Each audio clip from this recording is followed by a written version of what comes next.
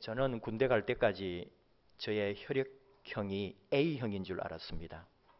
초등학교 1학년 때에 혈액형 검사를 했겠죠. 그래서 우리들 학교 다닐 때는 건강기록부라고 하는 그게 있었어요. 그래서 그게 학년 올라갈 때마다 따라오고 제 기억에는 중학교 때까지 그게 따라온 것 같기도 한데요. 거기에 A형이라고 되어 있었기 때문에 저는 언제나 저의 혈액형이 A형인 줄 알고 저는 A형 피를 가진 인간으로 살았습니다. 뭘 적어낼 때도 항상 A형이라고 적었고요. 심지어 헌혈을 고등학교 때 할 때도 A형으로 헌혈을 했습니다. 근데 이제 혈액형에 보면은 성격이라든지 기질이라든지 상대방 타입은 이런 게 좋다, 어느 형이 좋다, 그런 거 여러분 보셨죠? 그런 거를 읽어보면은 한 번쯤 여러분도 그랬을 텐데, 와, 이거 맞다. 혈액형하고 이거 내하고 맞네. 이러면서 재미있게 읽거나 동의하신 적도 있을 거예요. 저 역시 A형이니까 항상 그 A형에 대한 내용을 보면서 저하고 맞추어 보니까, 아, 이건 너무 맞는데 하면서 저는 A형의 이것이 좋아서 A형처럼 그렇게 살았습니다. 내성적이고 원리 원칙주의자고 책임감도 강하고 신뢰도 받는 편이다. 신중하게 행동에 옮기는 스타일이어서 때로는 융통성이 없다는 평도 듣지만 성실하다. 아, 맞네 하면서 저는 이 A형처럼 살았어요. A형처럼 생각하고 A형처럼 행동하는 것에 만족했습니다. 그러다가 이제 군대 간 거죠. 군에 가면 이제 훈련소에 투입이라고 그러는데 훈련을 제대로 받기 전에 잠깐 대기병으로 이제 머물러요. 그러면 거기서 좀 더 정밀 건강 검사 같은 걸 좀 하거든요. 신체 검사를. 그때 하루아침에 B형으로 바뀐 거예요. 확인을 2번이나 했어요. 나 A형인데요. 또 했어요. 틀림없이 저는 B형이라는 거예요. 이게 바뀐 게 아니라 원래 나는 B형이었던 거죠. 근데 그때 딱 생각이 나는 거예요. 나는 A형처럼 살려고 내성적이고 심각한 사람으로 뭔가 고민하면서 그렇게 보이려고 했는데 내 속에 장난기가 발동하고 외향적이고 싶고 자꾸 마음이 꿈틀거리고 하는 나는 B형이었구나. 그날부터 저는 B형 인간이 되었습니다. B형은 호기심이 왕성하고 약간 외향적이며 화제가 풍부하고 창조력이 넘쳐난다. 행동에 일관성이 없기도 하지만 인정이 많고 다른 사람을 배려할 줄 아는 친절함도 있다. 분주히 무언가를 하는 스타일이며 상냥함을 무기로 여자를 잘 꼬신다. 여자를 꼬시는 거는 여자친구가 생기기 전에 알았어야 되는데 그때는 A형인 줄 알고. 제가 사실은 좀 내성적이고 앞섭에 이렇게 나서기를 좀 주저하고 싫어하는 편입니다. 혼자 있는 거 좋아하고 그냥 생각하고 조용히 있는 거 좋아하거든요. 근데 이 혈액형 사건 이후에 좀 더 활동적으로 바뀌고 친구들이나 새로운 사람들과 교제하는데 좀 더 적극적으로 다가가게 됐단 말이죠. 저는 B형이니까 이게 제 인생의 변화가 되고 도움이 되었음을 분명히 말할 수는 있습니다. 사람은요, 행동하고 활동하고 움직이고 만나고 헤어지고 부딪혀가면서 다양한 삶의 자리를 누리며 살아야 한다. 이게 사실 우리 삶의 자리인 거죠. 근데 솔직히 저는 아직도 좀 앞에 서는 거 쑥스럽고 사람들한테 다가가서 말 거는 거 힘든 사람이에요. 그러니까 이 혈액형과 성격과 기질은 여러분 우리가 알고 있는 지식은 사실 다 가짜입니다. 내 피하고 성격하고 뭐가 그렇게 아니에요. 내 삶에 자라난 배경과 나의 성품과 가지고 있는 여러 가지 정신적인 요소가 나를 결정하는 거지 혈액형이 내 성격이나 기질이나 삶을 결정하지는 않습니다. 그건 그냥 믿거나 말거나 하는 이야기지요. 근데 어쨌든 고마운 거는 제가 B형이라고 안 순간 되게 B형 남자 굉장히 인기 없는데도 제 개인적으로는 좋은 방향으로 더 내가 좋은 사람으로 변해가려고 하는 것이고 이제는 생각 속에 머물러 있지 않고 행동하려고 애쓰는 사람이 되었다는 거예요.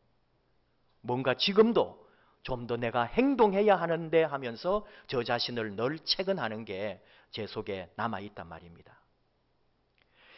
행동이냐 믿음이냐 행위냐 믿음이냐 믿음이냐 행위냐 하는 주제가 이 교회 안에 오랫동안 있어 왔고 논쟁이죠. 믿음이냐 행위냐 할 때 우리가 오해하는 것은 이 행위를 율법으로 단정해버리면 안 됩니다. 믿음이냐 율법이냐 할 때는 분명히 답할 수가 있어요. 오직 믿음입니다. 율법은 아닙니다. 율법으로 구원받는 게 아니라 믿음으로 구원받습니다. 그러나 행위는 뭐냐 할 때에 그건 율법과는 다른 이야기죠. 만일 행위가 율법이라면 이 행위로 구원받는 게 아니겠죠. 그런데 행위가 율법이다, 율법은 행위다 이러면 안 되는 거예요. 그렇게 공식이 만들어지면 안 됩니다. 주님은 율법에 대하여는 아니요 하시지만 행위, 행함에 대하여서는 옳다고 하시기 때문인 거죠. 행함이 없는 믿음은 죽었습니다. 믿음은 반드시 행위를, 행함을 동반한다. 이것이 올바른 신앙이에요. 오늘 예수님도 가서 너도 이와 같이 하라고 말씀합니다. 이 단순한 말에 비밀이 있습니다. 너도 가서 해라. 이 정도가 아닙니다. 가서 너도 이와 같이. 가서를 강조하고 있는 거예요. 행동을 강조하고 있는 거예요. 생각하고 마음에 뭐가 의지가 일어나고 이게 더 중요한 게 아니라 가서 먼저 행동하라고 예수님이 말씀하고 계신 거예요. 행동이 더 중요하다는 거죠. 가는 것이 먼저라는 거죠. 시도하는 것이 우선이라는 거죠. 하지도 않고 해보지도 않고 고개만 끄덕이고 있는 것은 옳은 태도가 아니라는 거예요. 알았다면, 그렇게 생각되었으면 이제는 행동으로, 행위로 드러내라고 하는 주님의 말씀입니다. 오늘 우리 말씀을 나름대로 다 알고 있는 거죠. 한 율법 교사가 예수님을 시험하여 물었다 그랬어요. 내가 어떻게 하여야 영생을 얻으리이까? 시험이라고 해서 막 예수님을 어떻게 공경에 빠뜨리려고 하는 그런 정도는 아니고 무슨 악한 의도를 품었다고 생각하진 않아요. 공식적으로 인정받은 율법 교사거든요. 이스라엘의 이 유대 안에 공적 직함을 가진 사람이란 말이에요. 근데 또 하나의 랍비라고 하면서 공적이지도 않은 그런 예수에게 공적 교사가 물어보는 거예요, 지금. 또 이 자리는 이미 예수님의 어떤 말씀이 쭉 있었어요. 그 자리에 이 율법 교사도 와 있었던 거죠. 예수님의 이야기를 다 듣고는 예수님에게 질문이 있다고 하면서 약간의 예수님과 자신의 어떤 랍비로서의 어떤 경쟁을 하는 거죠. 그리고 물어보는 거예요. 무엇이 영생을 얻게 하는 겁니까? 내가 무엇을 해야 영생을 얻습니까? 영생은 영원한 생명이죠. 율법사가 그런 단순한 거 물어보는 거 아닙니다. 하나님 나라에 대하여, 하나님 나라에 적합한 생명, 하나님의 뜻과 섭리에 참여하는 정말로 우리가 가치 있는 삶을 살면 어떻게 사는 것이냐, 이런 걸 물어보는 거예요. 근데 예수님은 직접 대답하지 않고 당신이 랍비 아닙니까? 당신이 유대의 스승 아닙니까? 당신은 공적으로 율법 교사가 아닙니까? 당신이 답을 다 알고 있지 않습니까? 당신이 대답해 보십시오. 이렇게 먼저 그 사람에게 대답하게 하죠. 왜냐하면요, 이 율법 교사의 이마 그리고 팔목에는 하나님의 말씀이 들어있단 말이에요. 지금도 이스라엘에 가보시면은 완전한 랍비 복장을 한 사람들이 다니고 있습니다. 그 사람들 이마에 여기에 박스가 있어요. 조그마한 박스가. 거기에 하나님의 말씀이 들어있다고요. 그리고 손목에도 말씀을 띠를 해가지고 감고 있어요. 모든 것을 몸에다가 말씀을 두고 그 말씀대로 살겠다는 거죠. 예수님 말씀은 뭐냐면은 당신 이마에, 당신 팔에 그렇게 새겨놓고 다니는 말씀이 있지 않습니까? 어떻게 해야 영생을 얻는지 당신은 그 말씀 속에 있는데 뭐라고 말씀하십니까? 말씀이. 그렇게 예수님 물어보는 거예요. 그러니까 이 사람이 또 태연하게 대답을 해요. 신명기 6장 5절로 너는 마음을 다하고 뜻을 다하고 힘을 다하여 네 하나님 여호와를 사랑하라. 이 말씀으로 대답하는 거예요. 유대교의 중심이죠. 성경의 중심이죠. 하나님에 대한 절대적인 충성과 사랑을 요약하는 말로 대답을 한 거예요. 내 이마에, 내 손목에 있는 이 말씀으로 답을 했어요. 그러니까 예수님 대답입니다. 대답 참 잘하시네요. 그 말씀대로 행하십시오. 그러면 영생할 겁니다. 아주 간단하게 말씀하시는 거죠. 그러니까 이제 이 율법사가 마음이 상한 거죠. 어떻게 보면은. 지금 예수와 논쟁을 하려고 하는데 예수님은 살짝 피해버리시고 그리고 그냥 진리를 한마디 툭 던져버리고 가시려고 하니까요. 명색이 이스라엘 랍비고 율법 교사인데 예수님 대답 들으면서 이렇게 다시 이제 되물어보는 거죠. 그러면은 지금 하나님을 사랑하고 이웃을 사랑하라고 했는데 도대체 우리의 이웃이 누굽니까? 하고 한 번 더 예수님에게 물어보는 거죠. 예수님은 이 대답을 다 하실 수가 있지요. 그런데도 오늘 말씀에 비유를 이야기하잖아요. 우리가 너무나 잘 아는 이 강도 만난 이웃의 비유인데 예수님이 왜 이 말씀을 하실까요? 예수님은 유대인의 이웃 관계, 이런 정통 유대인이 가지고 있는, 종교인이 가지고 있는 이웃관을 너무나 잘 알고 있어요. 이 사람들의 이웃은 누구냐? 유대인입니다. 이 사람들의 이웃은 누구냐? 유대교인입니다. 그 외에는 유대인이 아니고 유대교인이 아니면은 사람도 아닙니다. 이웃이 아니죠. 죽든지 말든지, 가난하든지 굶어 죽든지, 아프든지 말든지 나와 아무 상관이 없는. 왜? 이웃이 아니니까. 그래서 예수님이 오늘 이 비유를 말씀하는 거죠. 예루살렘에서 여리고로 내려가는 한 사람이 있었다. 그 사람은 유대인이에요. 지금 예수님 비유에 나오는 강도 만난 사람은 유대인이거든요. 36km입니다. 예루살렘에서 지금은 제리코라고 하는 그게 팔레스타인 자치지구죠. 그래서 이스라엘 사람들은 들어가지도 못합니다. 지금은. 예루살렘이 해발 760m예요. 꽤 높은 거죠. 지금은 좀 그걸 못 느껴요. 지형도 바뀌고 우리가 여행을 가고 관광을 가다 보니까 이쪽 게세마네 동산에서 반드시 그 코스가 딱 그렇게 되어 있거든요. 게세마네 동산을 보고 예루살렘으로 넘어가게 되어 있는데 그 밑에 이렇게 쭉 꺼지는 땅이 있고 저 위에 이제 예루살렘이 있는데 그렇게 높아 보이지 않아요. 그리고 우리는 적당히 걸어갔다가 차를 타고 가니까. 그러니까 예루살렘 높은 줄 모르는 그 당대에는 굉장히 고지대입니다.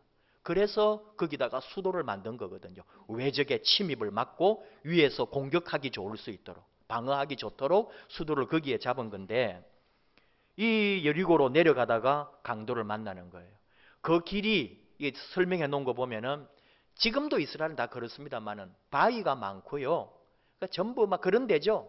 그래서 도망가기가 너무 좋아요. 근데 우리가 도망가기 좋아야 되는데 누가 도망가기 좋으냐? 강도들이 강도짓하고 잡으러 오면은 도망가기가 너무 좋은 거예요. 막 바위 타고 이렇게 해가지고 가버리면 잡을 수가 없는 거예요. 그래서 도둑떼들이 항상 거기 있는 거예요. 그리고는 딱 도둑질하거나 강도질하고 싹 도망가고 숨어버리는 거죠. 군인들이 순찰을 돌거든요. 거기도 옛날에도 하도 강도들이 많으니까 못 잡는 거예요. 그래서 자꾸 강도들이 출현하는데 예수님은 그걸 딱 비유를 들어서 얘기하는 거죠.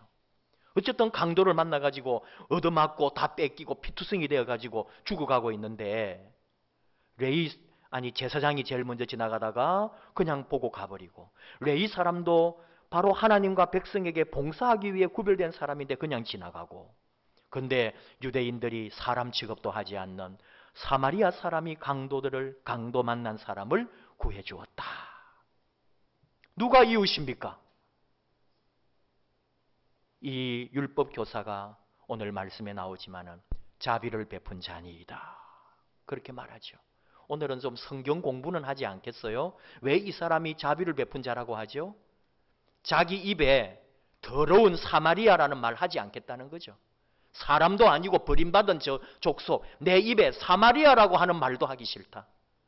그래서 자비를 베푼 사람이요 이러는 거예요. 그 정도로 이 사람들의 그 편협한 사고를 우리가 볼 수 있는 거죠. 그러니까 예수님 뭐라 그래요? 당신도 이와 같이 하십시오. 자, 그게 예수님의 답인 거죠. 여러분 오늘은 우리가 일본 제국주의의 쇠사슬로부터 해방된 지 72주년이 되는 사실은 광복 해방 기념주일입니다. 우리들 대부분이 직접 겪어본 역사가 아니지만은 책이나 역사 기록만으로도 얼마나 이 8월 15일 광복절은 의미 있고 좋은 날인지 모릅니다. 소설 임꺽정을 지은 홍명희는 눈물 섞인 노래라는 시에서 해방의 감격을 이렇게 노래하지요. 아이도 뛰며 만세, 어른도 뛰며 만세, 개 짖는 소리, 닭 우는 소리까지 만세 만세. 산천도 빛이 나고 초목도 빛이 나고 해까지도 새 빛이 난 듯 유난히 명랑하다. 이렇게 노래했어요. 이 감격의 날이 72년이 흐른 지금 오늘 역사의 현장에서 우리는 질문하는 거예요. 우리 스스로 자문해 보는 거예요. 과연 우리는 해방을 했는가? 우리는 정말 독립을 쟁취했는가? 우리는 이 나라의 운명을 우리가 결정할 수 있는 자유로운 나라인가 하는 질문이에요. 지금 2017년 전 세계를 달구는 화두가 북한의 핵입니다. 북한이 7월 28일 미국의 시카고까지 타격할 수 있는 대륙간 탄도미사일을 발사하면서 정세가 아주 급박하게 돌아가고 있습니다. 핵심은 세계 최강국 미국이 쿠바 사태 이후 최초로 자국 영토를 공격당할 수 있다는 위기감에 쌓였다는 거죠. 그래서 미국이 주축이 되어가지고 유엔 안보리에서 북한의 주력 수출품 그리고 노동자의 해외 송출을 막는 이 새로운 제재안이 통과되었습니다. 우리가 우려하는 것은 유엔의 결정과는 별개로 전개되고 있는 미국의 여러 동향들이잖아요. 헨리 키신저 전 미 국무장관은 김정은 정권 붕괴 이후에 주한미군 철수를 중국에 약속하는 방안을 제시했습니다. 김정은과 핵무기가 사라진 북한 지역을 미국과 중국의 충돌 방지를 위한 완충지역으로 활용하자, 그런 주장이에요. 북한 인권 특사를 지낸 제이 레프코위처는 미국이 하나의 한국 정책을 포기해야 한다, 이런 주장을 하고 있습니다. 이 말은 미국이 한국 주도의 통일을 추구하지 않겠다라고 중국하고 약속을 하면은 중국이 미국에 협조할 것이고, 그 방법은 그렇게 함으로써 미국은 북의 핵 위협으로부터 벗어날 수 있다는 거죠. 미국이 중국에다가 한반도에 영구 분단을 선물로 주면서 미국을 위협하는 북핵도 폐기하고 중국과도 화해하고, 이런 일이 일어날지 일어나지 않을지 실효성을 떠나서 이 이야기들의 공통점은 분명합니다. 미국과 중국이 자국의 안보와 이익을 최우선으로 하고 있는 거잖아요. 따라서 우리와는 아무 상관없이 미국과 중국이 일종의 딜을 해가지고 우리나라를 또는 북한을 마음대로 지금 요리하고 있는 거예요. 우리는 거기에 끼지도 못하고 우리의 운명을, 이 나라의 운명을 미국과 중국이 결정할 수도 있다는 게 핵심이에요. 안타깝게도 이 북핵이라고 하는 문제 앞에 우리나라가 아무것도 지금 하고 있지도 않고 할 수도 없다는 이런 어려움이 있는 거죠. 심지어 우리 문 대통령까지도 북핵에 관한 한 우리가 할 수 있는 게 많지 않다고 말할 정도입니다. 지난 주간에 트럼프와 김정은이 아주 거친 언사를 주고받았죠. 전쟁 위기를 지금 고조시키고 있습니다. 트럼프가 북한은 화염과 분노에 직면하게 될 것이다. 김정은은 화성 12호로 괌 주변 포위 사격을 검토할 것이다 그러고, 미국의 선제 타격 조짐 시에는 서울이 불바다가 될 것이라고 위협을 합니다. 뭐냐 하면은 우리와 상관없이 남들이 이 땅에 전쟁을 일으킬 수 있다는 이야기죠. 그런데 우리가 할 수 있는 게 별로 할 수 있는 게 없다는 거예요. 이게 무서운 현실이거든요. 미국, 중국, 러시아, 일본, 세계 4대 강국이 우리나라를 둘러싸고 있습니다. 정말 우리나라가 정치적으로 독립을 했나요? 정말 우리가 경제적으로 독립했나요? 우리가 우리나라의 모든 결정권을 가지고 있는 자유와 능력을 가지고 있나요? 대한민국이라고 하는 국가가 이렇게 할 수 있는 게 없는데, 국가가 이 정도라면 개인인 우리 자신, 나는 정말 할 게 하나도 없습니다. 정말 힘이 없어요. 너무 초라하고 미미한 한 국민, 일개 국민에 불과하고 내 의사나 내 주장이나 내 한 표와 관계없이 이 나라가 어떻게 될지 모르는 운명이 우리의 운명이에요. 여기서 또다시 질문하는 거예요. 그래서 가만히 눈치 보고 있어야 합니까? 그래서 되는 대로, 움직이는 대로, 주변의 정세에 따라 우리는 끌려가야 합니까? 아니라는 거죠. 우리 더욱 열심히 살아야 되고, 더 치열하게 살아야 되고요. 더 정말로 성실하게 우리 삶에 최선을 다해야 합니다. 이제 온 나라가, 국민이 더 하나 되어야 할 때입니다. 힘을 모으고 다시 한번 우리는 일어나야 할 때입니다.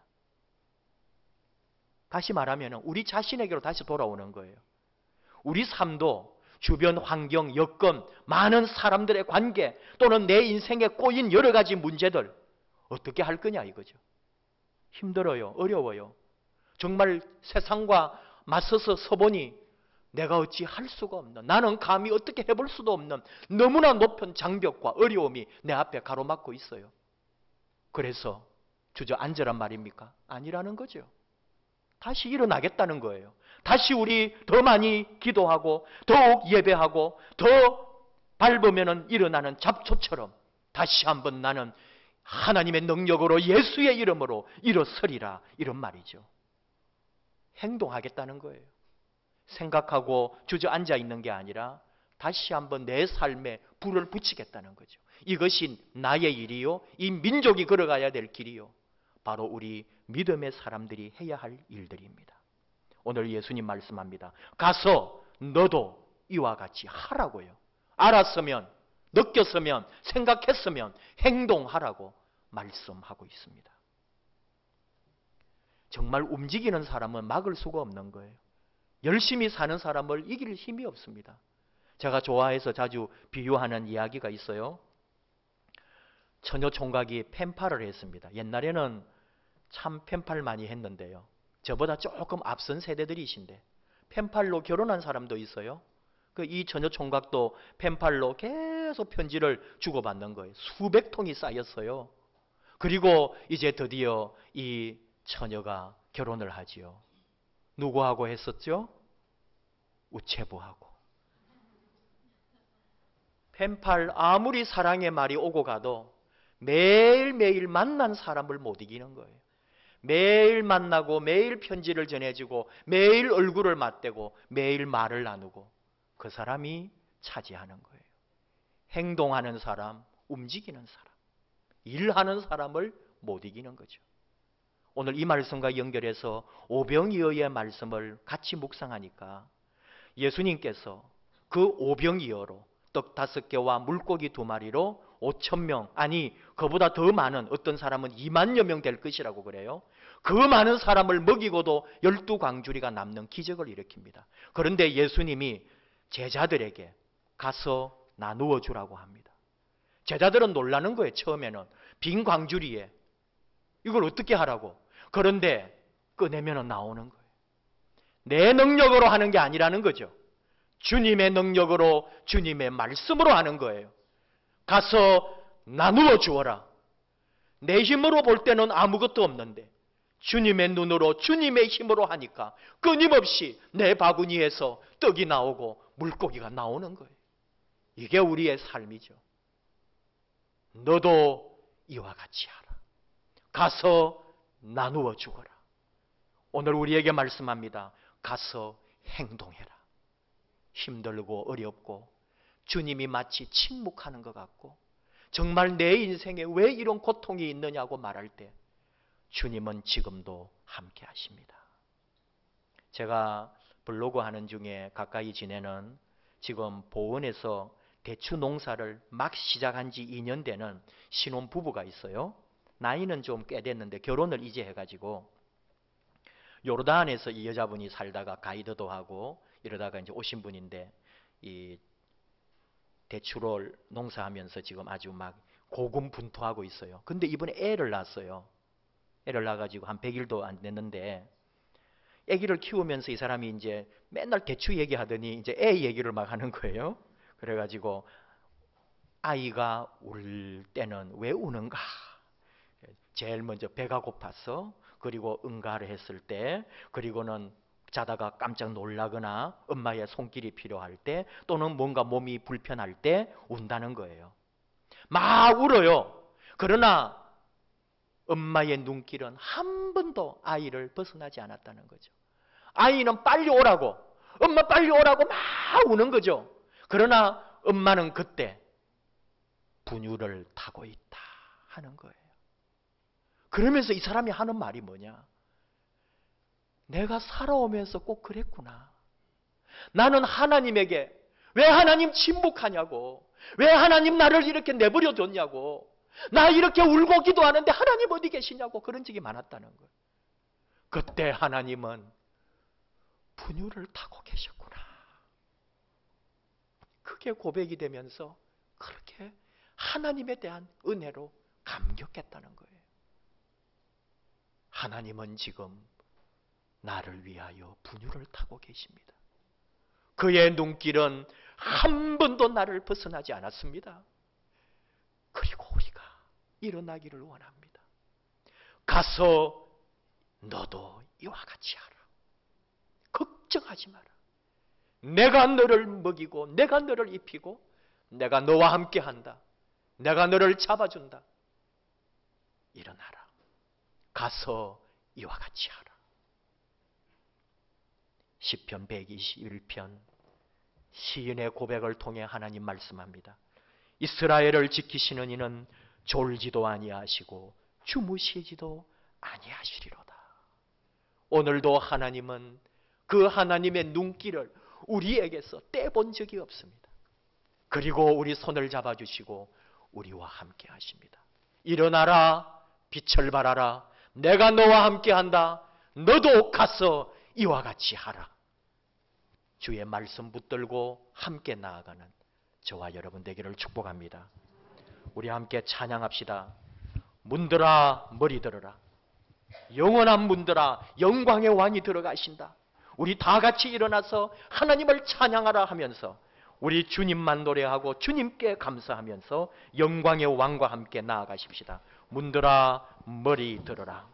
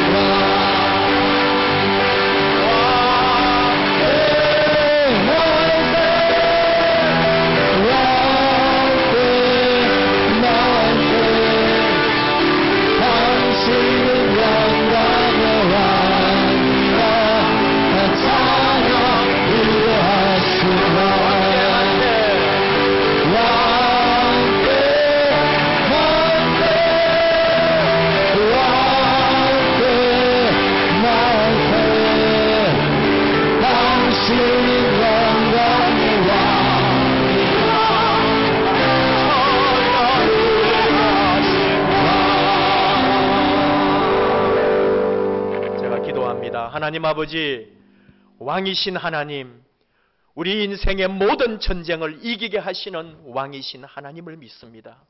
힘들고 어렵고 이 민족의 고난, 온 세계의 위험, 그리고 우리 자신의 어려움들과 눈물과 한숨과 고통을 아시는 하나님, 함께하여 주시옵소서. 저희는 약합니다. 그러나 우리 하나님이 함께 하시고 내가 울며 기도하며 하나님 앞에 부르짖을 때에도 우리 하나님 우리를 지켜보시며 우리와 함께 하시며 우리를 위하여 준비하시는 하나님을 믿습니다. 오늘 이 어렵고 힘든 시간 지나갈 때 나의 주인 되신 하나님이 함께 해주시고 우리의 왕이신 하나님께서 친히 우리를 보호하여 주시옵소서. 믿고 나아갑니다. 너도 이와 같이 하라는 말씀 붙들고 나아갑니다. 함께 해주시고 주의 능력으로 살게 하여 주시옵소서. 예수님 이름으로 기도하옵나이다. 아멘.